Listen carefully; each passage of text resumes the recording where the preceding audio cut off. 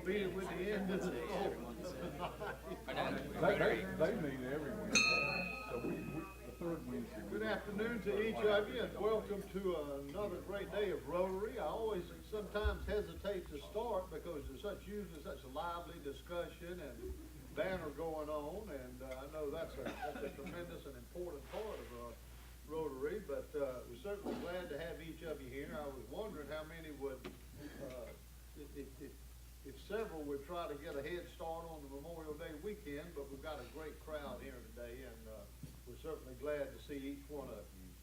In just a minute, Ed Mishler is going to give our invocation, but I know many of you probably saw this.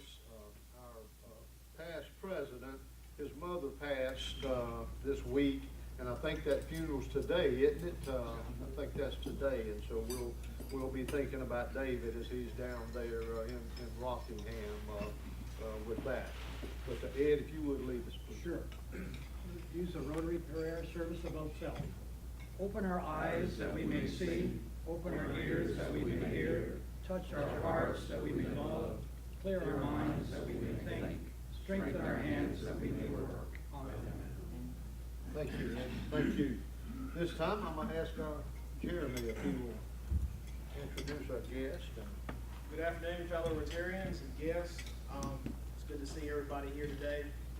We do have quite a few guests today. I'm going to call on our club members to introduce your guests. Morris, do you want to start? Yeah, I'm glad to have with me today Jody Albright.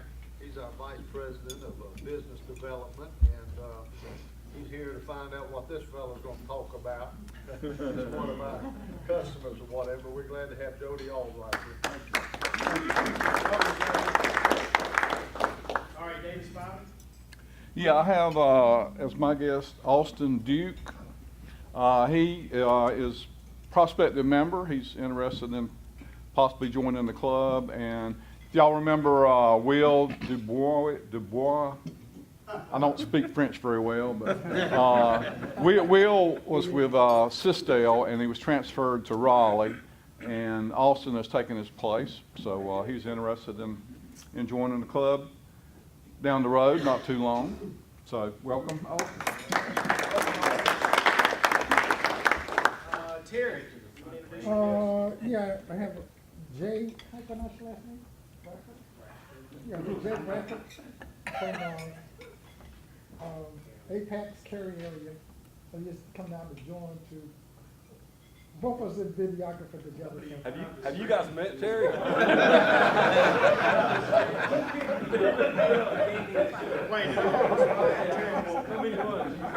Well, see, actually, he's from Boston, so we met about 6 months ago, so really, like, he hadn't been introduced to grits and red eye gravy yet, so. Okay.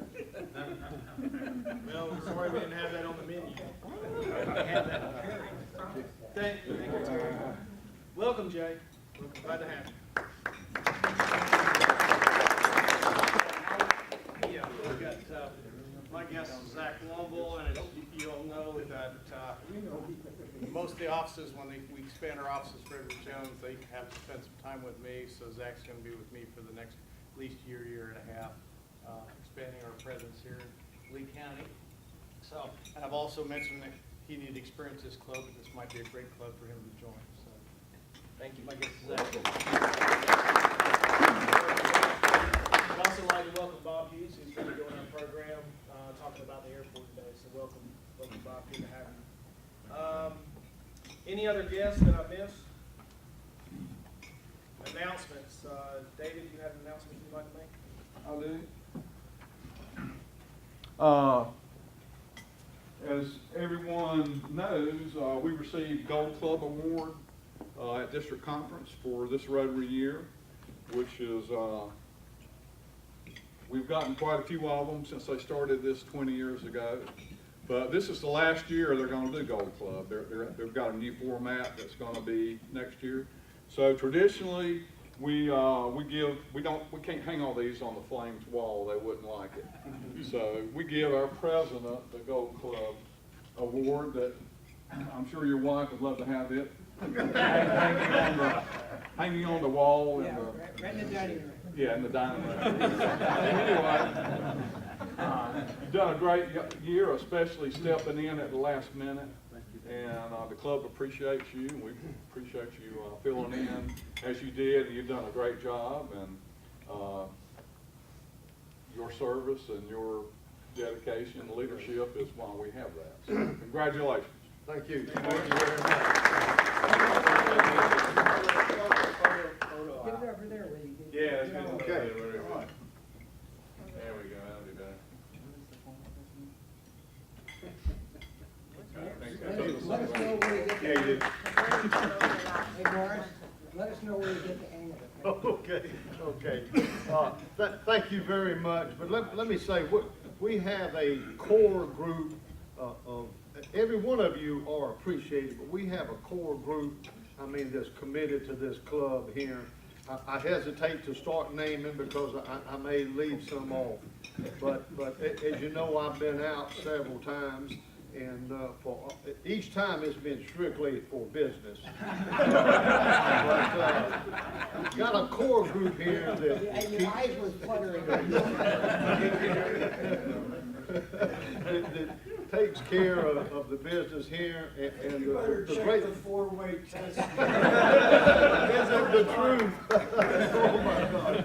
But anyway, they take care of the business and are always working, and I play just a very small part in this. The real recognition goes to each of you for being a great Rotary Club and the ones that work so hard.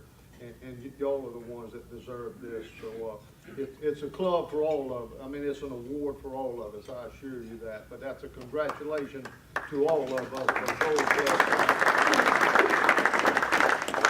Thank you, Morris, and thank you again for your service.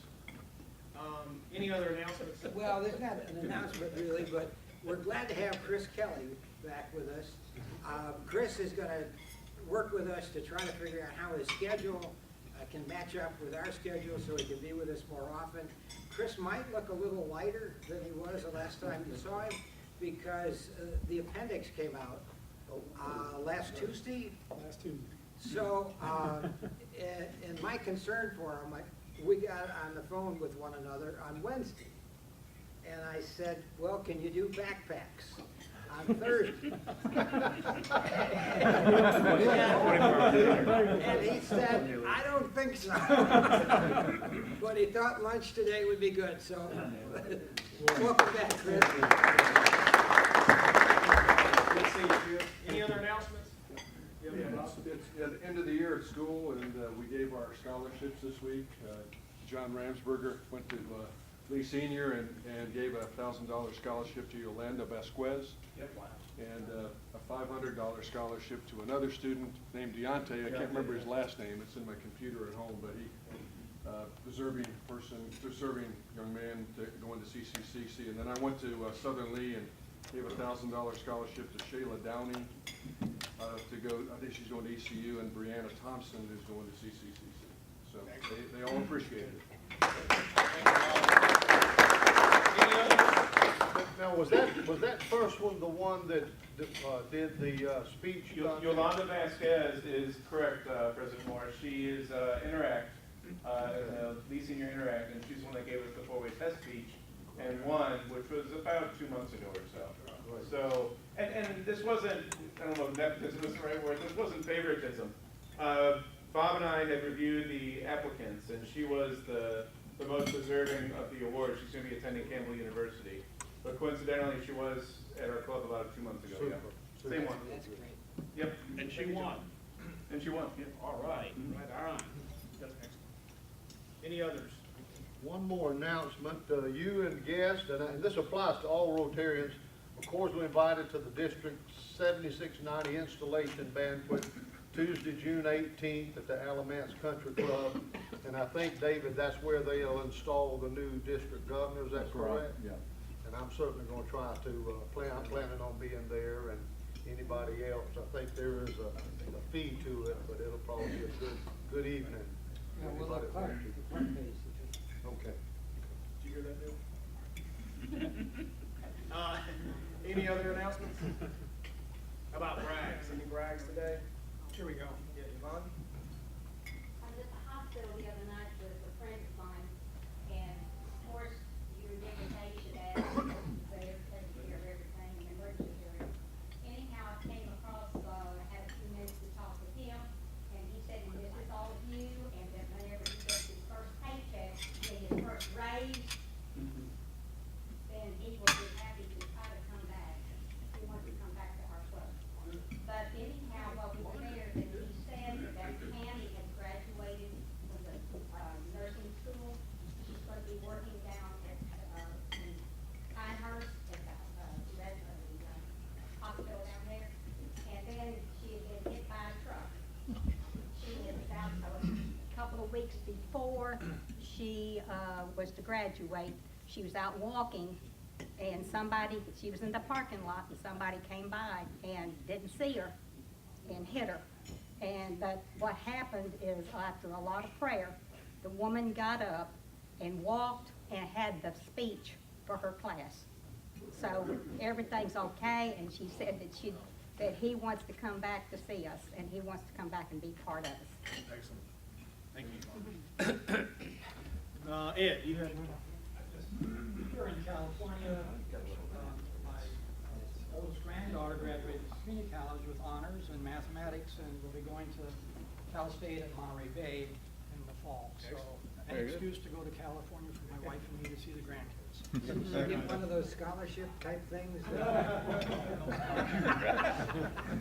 They do have a Rotary. Yeah, I'm gonna brag on my son.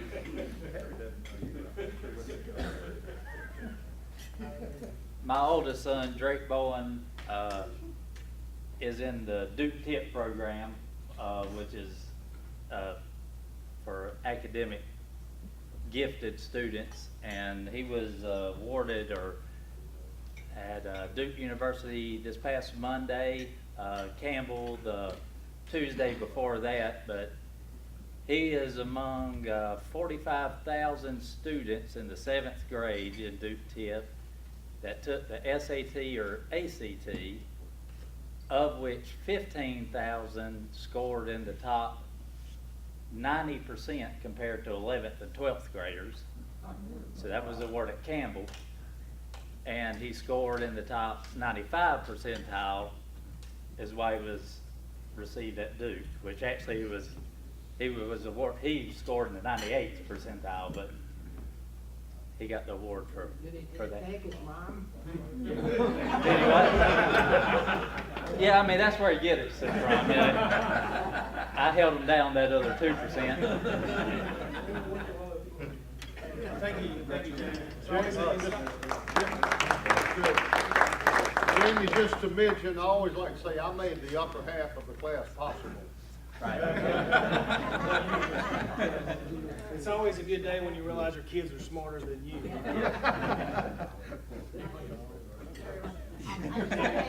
Announcement. I'm going to miss you guys for about a month. I'm going to be gone, leaving next Wednesday, headed to New York, Prince Edward Island, and then Michigan to see my other grandbabies.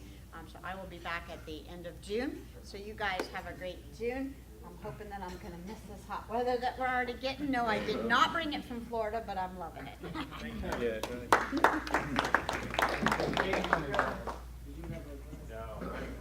Who else? It would get long and it costs too much money. I guess I need to talk. Oh, okay, go ahead, Terry. My brag is, Sister City is back in Mexico right now. And, thanks to Larry, the other president, I'm getting some sleep because, when Sister City was here, I was all over town, videoing and editing, getting into bed 2 or 3 o'clock in the morning, get back up at 6 o'clock. So Larry, I want to let you know I'm getting some good sleep. Dr. McConville, you don't have to worry, I won't have to come and see you, so I'm getting some good rest, okay? Thank you, Terry. All right. This is actually an announcement, but I had forgot. A former member of ours had passed away recently, Linda Shook, and some of you may have known about that. She was active in local politics 5, 8, and 10 years ago, I think, but she had passed away kind of suddenly, and her husband were looking at Linda Shook we're looking at moving back to Sanford, but just want to let you know that that happened, I think 3 or 4 days ago. Okay, Yeah. thank you, John. Yeah. Jim, did you have? For those of you who don't watch my ugly Facebook post, I just made a trip to Boston and saw my first grandson graduate from Boston School of Music. Part of the benefit of that was that I saw Justin Timberlake get an honorary PhD, and his opening comments at graduation day was, "Y'all messed up," for giving him the honorary PhD. And he said it at least half a dozen times. We survived the graduation, survived all those things, and we ventured off to see the Red Sox Sunday in the rain and 41 degrees. And I'm not sure my family will ever forgive me for making them sit there through at least 8 innings before I let them leave. But we survived. Nobody killed me, so we're back. Thank you. Thank you, Jim. Pardon? How many beers? Did you add to your list? Did you add any to your beer list? 9. I was only there 10 days. Okay, let's get to the program. Okay, thank y'all very much. Some good brags and good comments today. It's my pleasure today to have with us Mr. Bob Hughes. He's head of our airport group now and in charge of that and does a great job out there. And I don't know how many of you go by out there often, but every time you're out there, something's being added. It continues to grow, and it's under Bob and his board's leadership, and it's become a real positive benefit for Lee County and Sanford. And as you know, Bob's been around a long time. He did a great job for this area for many years as our economic development person, and hated to lose him when we did, but he went to Beaufort, excuse me, I'm from South Carolina, I call it Beaufort. Went to Beaufort and saw the error of his ways and came back, so we're glad to have him back with us. And I asked him if he would to just update us on all the things that's going on out there at the airport and the growth and the things like that. So Bob, come right ahead, we're certainly glad to have you. It's always a pleasure to come back and talk to this Rotary, other Rotary here in Sanford, particularly about, and I always enjoy talking about economic development, and you know that over the years. But I always talk about the airport as well as part of the economic development program, and I think that we should always keep that in mind, that in terms of quality of life, in terms of all the good things that are going on in our region, not just in this county, but in our region, the airport plays a part of that. Later on in the program, I'll talk a little bit about the impact, economic impact, a study that just came out from DOT and NC State that talked about our particular airport, but also other airports and cumulatively in the state of North Carolina. Today, some of you may have seen a couple of these slides already. Because I don't want to fail to talk about a little bit of the history of this airport and the reason it's where it is today. With that, I'll just get started. So background, history, name, present, finances, future, and kind of where we're going. That's kind of what we'd like to see out there a lot. Those type of airplanes have a lot of value. They come in this morning. We had one of the Duke airplanes come in. Morris, I'm still waiting for you guys to get your power plane out there. It'll be a while. Okay. But they came in. There's probably a $30 million jet. That one probably is a little bit less than that. But when they come in, they usually get a lot of fuel at one time, single point. So just hook it up and let it roll. And I think Duke this morning did pick up 330 gallons of fuel, which is a little bit abnormal because they're just from Charlotte usually. But that's what we're all about, and our airport continues to build capacity, build facilities to accommodate this type of aircraft. along with the smaller aircraft that we have at the airport. This is a 2017 photo, aerial shot that was done for us. It's a little bit hazy, but that land that you see pretty much in the open and a little bit more is about 700 or so acres. Most of the activity is here in this area. We've got a 6,500-foot runway and parallel taxiway, but a lot of improvements since this thing was first built. But that's our area of interest for us. A little bit different than economic development because that was countywide, of course, and then we had a lot of partners in that as well. Anything that gets done at the airport, I am tickled to death to be part of it, but I'm telling you, it takes a lot of people and a lot of partnerships to get things done. And I think we've got great partners out there, not only with the EMC, but with the city, the county, the state DOT, the feds. All of them play a part in what happens out there. So we're part of this international transportation system. That's actually an economic development picture that we did a long time ago as a front cover. Some of you may recognize that, but in this particular picture, we talk about, I talked about the history with the river, but also the history or the capacity that we have with the river. And of course, that's what transportation and how transportation started in the world, going to the seaports and then the river ports. Got the rails that came next. Jonesboro is no longer Jonesboro because the rail left, and how important that was for Sanford and Jonesboro at one time in their development. And then the railroad, the road next to it. We're part of all of that. And then the top right, where that aviation, that's probably not the airplane that left our airport. But we're part of this whole thing. This is what economic development and transportation is all about, all moving people and products, and that happens all over the world. So we're part of that air transportation piece. And there are three distinct parts of that. One of those airports that are typically owned by the local governments, or governments in general. So authorities, cities, counties will own these airports in North Carolina and across the country. And then you've got the airplanes that are primarily owned by private individuals or companies. And so you've got this interaction with these governments right there.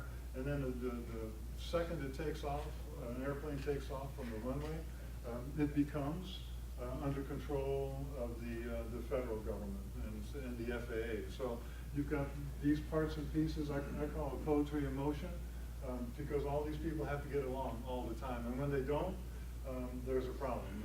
And so, again, talking about partnerships and trying to make things happen. In North Carolina, we've got, and the reason I'm speaking as fast as I am is because Morris told me, you guys, that when he stands up, I gotta be done. So I'm trying to get through these slides. I think, have some good information for you.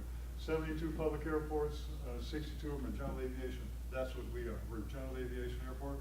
We do not have scheduled stops. Anything that has a scheduled stop is considered a commercial airport, and it operates under much different rules than we operate. There are 300 private strips in North Carolina, in the state of North Carolina.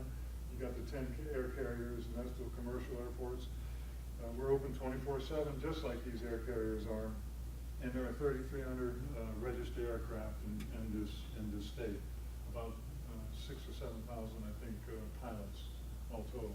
So going back to the history a little bit, long time ago, even before some of you here in this room, but they may remember this.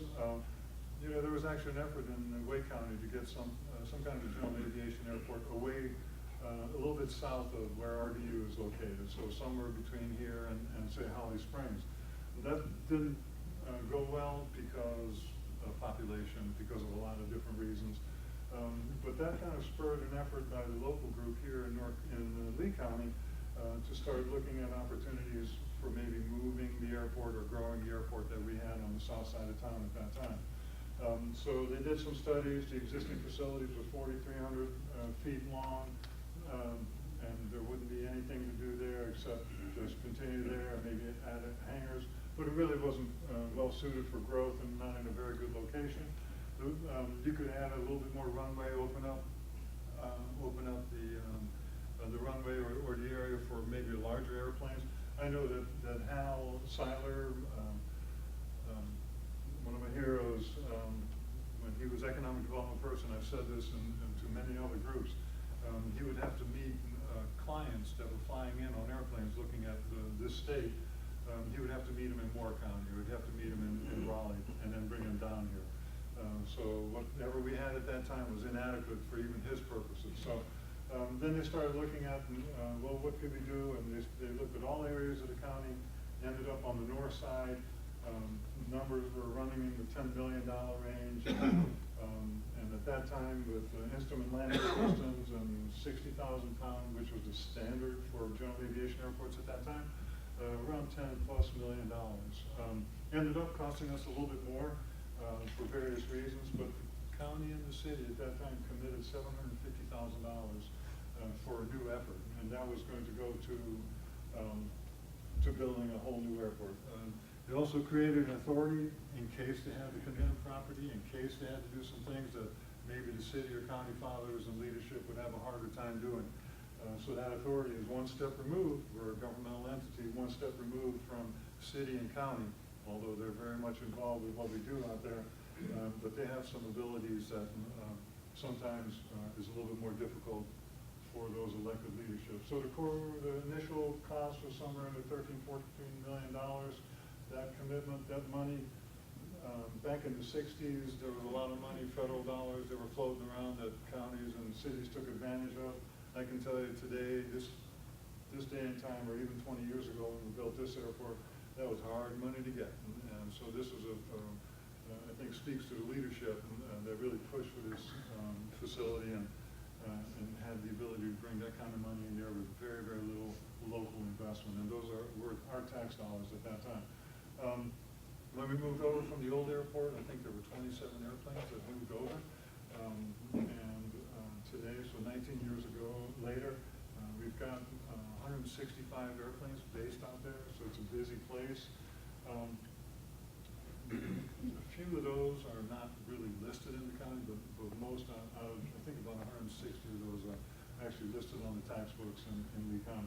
We've got 13 box hangars or corporate hangars, and then 99 T hangars. These are owned by the authority. These are owned privately, except for the Forest Service. This year's budget is $1.75 million, and you know I made a really good salary when I was economic development, but it's even better now.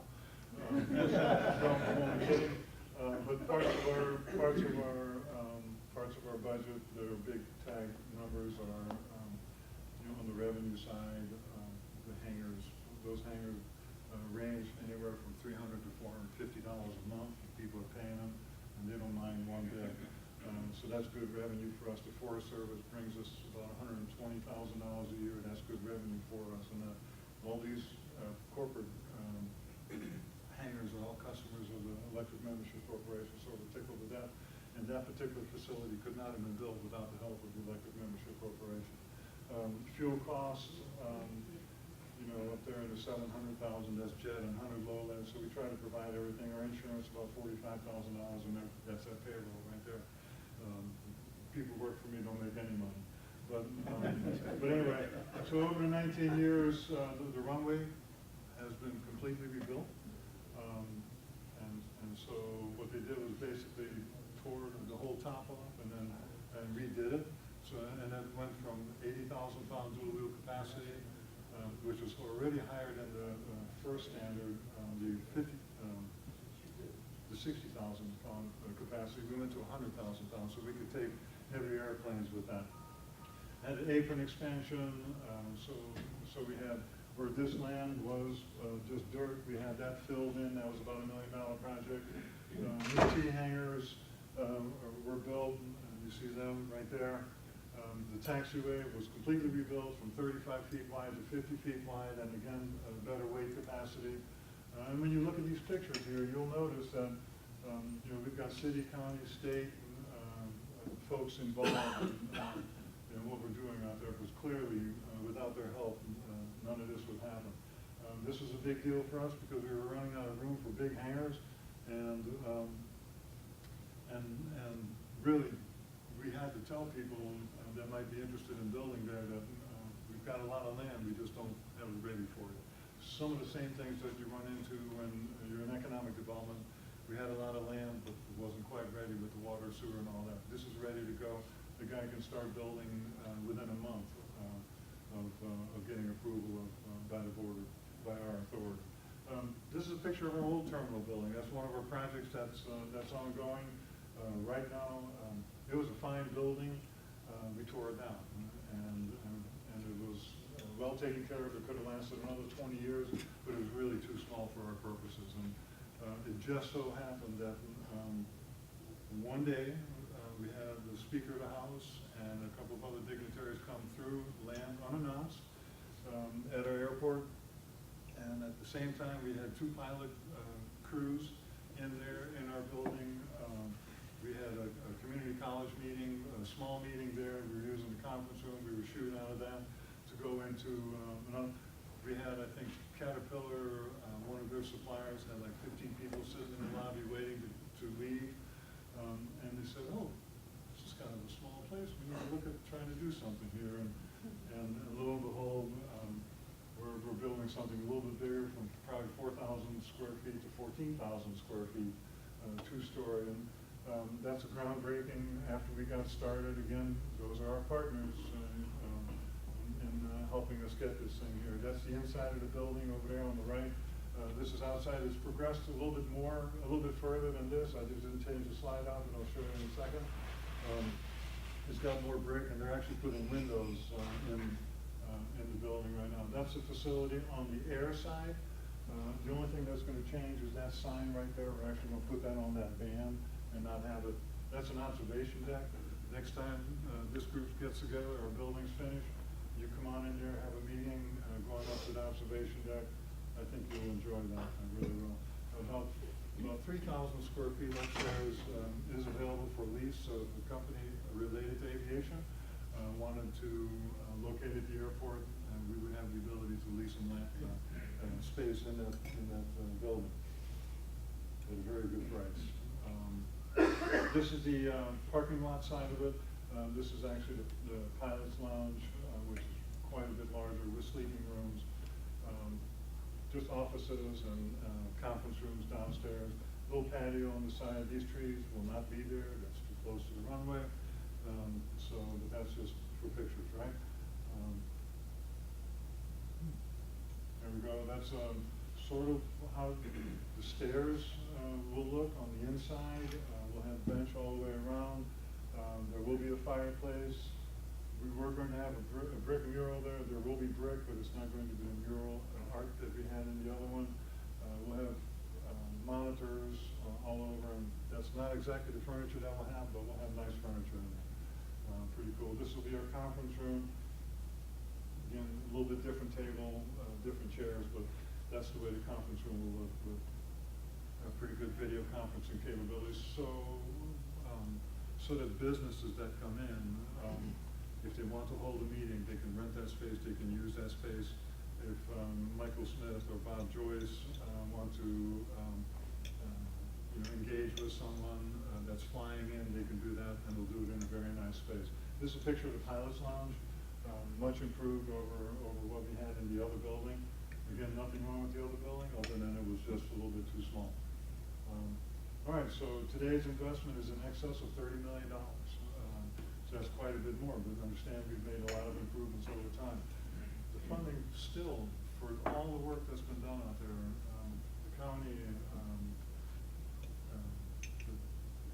through the taxes that are generated out at the airport, really we have no more than 10% in all the work that's been done out there. So again, I think it's been a really good bargain for the community. And I told you about those facilities. Today we've got 50 people working out there, so in a way, in a very good way, I think that's economic development. You've got different types of businesses that are out there. Aero Services provides avionics services, people flying in from really all over the East Coast to get work done on their airplanes. The Highway Patrol comes in and gets their cameras fixed. I mean, there's a lot of good stuff that goes on. That's a piston aircraft maintenance shop. The Wings of Carolina has some maintenance. And then they actually assemble some airplanes right there. This is Elite Aircraft Services. They manage about 13, 14 airplanes, or they just built another hangar, so they'll probably be able to house another 3 or 4 or 5 airplanes. This, as it sits right there, is probably a $600,000 airplane. That's a Cirrus aircraft. And it can range anywhere from $600,000 to $900,000 depending on what's inside that little aircraft. This is the only aircraft built that's got a parachute in the back. That's supposed to help you have a small or a softer landing. This is the North Carolina Forest Service. Not all of those people work out there, but about half of them do. And they've enjoyed that out there. Wings of Carolina, you talk about exposure to the community, or of the community to people. Most of these members are from out of the county, so anywhere in a 30 to 40 mile radius. As far away as 50 miles, they belong to the Wings of Carolina and come there for monthly meetings. So great exposure that we would never have had the airport not been there. The band and fly team, I know some of you go to NC State ball games because that's the best university in the world. For football games, there's a group that flies over. That's the bands. They fly out of our airport. So I talked about the money that's being spent out there. This year we'll finish up the terminal building. We're going to redo the parking lot and road system through there. We've gotten that grant. Fire suppression system, so 100%, 100%, 100% on that. We had to put a little bit of money. No, that was 100% too. Maybe a little bit of money. No, that was 100%. So that was us. Out of these projects right there, 1.4 million, we borrowed money from the city and the county at a very good rate that helps them and helps us to build those 30 new hangars. We built those hangars, and 3 months later they were all full. And we have a waiting list of about 35 more people that want to be at our airport. Some of our partners, Morris, I'm sorry I didn't put CMC down there, but I will. All right, projects in progress. Out of all of these, the most important one, right here, master plan. And some would say public sewer. That's very important, no doubt about it. All these other things are important to help us grow and create capacity. But this plans, we know what's happened in the last 20 years.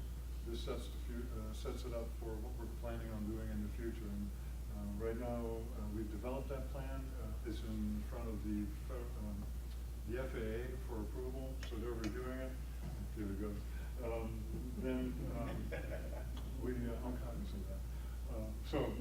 But that sets it up. So, if we want to build new hangars, we want to build new taxiways, that plan gives us the justification and the background to help us do that. So, again, the most important part, I think. I talked about impact of this airport locally, and by locally I mean within a certain radius. $61 million. In 2014, it was $40 million. And that depends on what kind of airplanes are here, what companies are using those airplanes, and then the direct and indirect jobs associated with that. So supported, they don't all work at the airport, but they're influenced by the airport. And then it goes through, but that's big right there, 63,000 operations annually. Do the math, and you get 172 operations a day. That's takeoffs and landings. That's quite busy now. That could be due one time, up and down, and that could be Wings of Carolina teaching somebody, and they're going 10 times up and down. But that's all happening at our airport on a daily basis. That number now is 165 based aircraft. When you look at the state of aviation in the state of North Carolina, total, all airports, commercial and GA, $52 billion, and you see those numbers. I've actually got that sheet here for you if anybody's interested. But tremendous impact in aerospace, aviation. There are all kinds of opportunities for young people, and it's just astounding the needs that they have out there for good talent. So what are we doing going forward? We got to protect the investment that's been made out there. It doesn't matter where the money came from, we've got to protect that. We did that, we're going to do that through the master plan. We're going to take advantage of every opportunity that's out there, and we're going to support the development of this region. With that, Morris, I'll kind of stop right there. A couple questions for Bob. Got time for just a couple questions? Does the master plan have any like restaurants or anything down down the road. So the master plan speaks to aviation activities. Now, we would dearly love to have a restaurant out there, and and with the advent of public sewer, we have that ability. Before, our little system would never be able to take that. We have that ability now. And if you're willing to come out there and run that restaurant, we're happy to help you. John said he has a lot of free time on his hands. We'd love to have it, honestly. A lot of people. Tom, if in fact we do get an auto plant or something of that size, will the facility be able to handle what that's gonna bring? Well, I would say the facility is a great facility and has a lot of capacity to handle large airplanes, okay? But if you're talking about something like what they're taking in and out of Kinston, that they're flying to the West Coast, the fuselages for those 777s, and that would be very difficult unless you do add runway length. We have the ability to, we have the land to add length. So you could. Yes, we could do that. And that would be a triggering event, and we've incorporated that into the master plan. So if something happens at Moncure of that nature, typically you'll see a general aviation airport have explosive growth. And part of that could be extending the runway, but it could be just small parts and pieces, which we have tremendous capacity for. Thank you.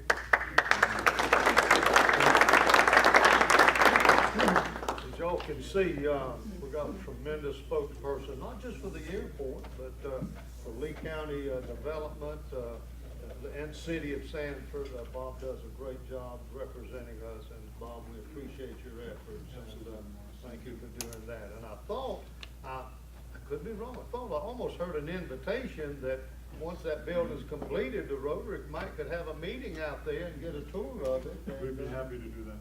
See, I knew we could wrangle that up. Thank you, Bob. Thank you, Bob. Okay. Hey, today we raised $76 for the Polio Plus campaign, $38 to the winner, $38 to the campaign. Bob, would you draw the winning ticket, please? And the last four numbers, it's a white ticket. 5 Saget.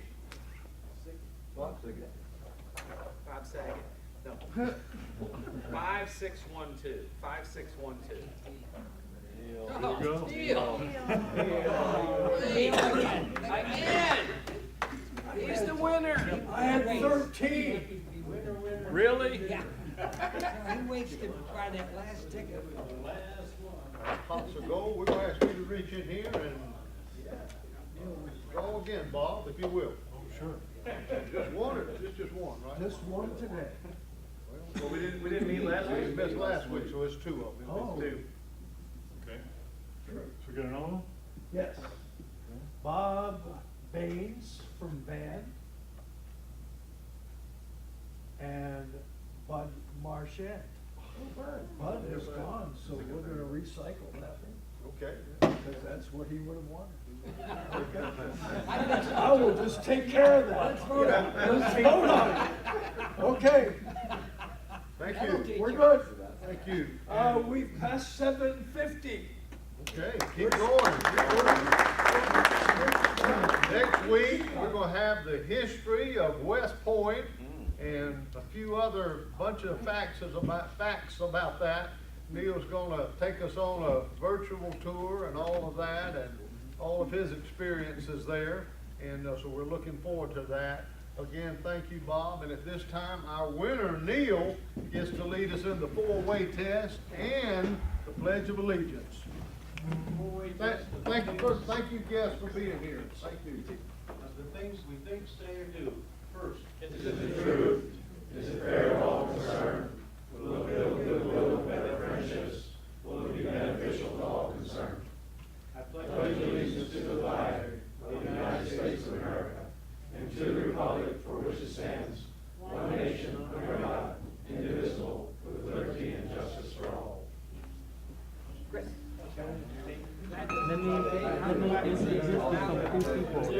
Austin Dick Billstone. Nice to meet you, Austin.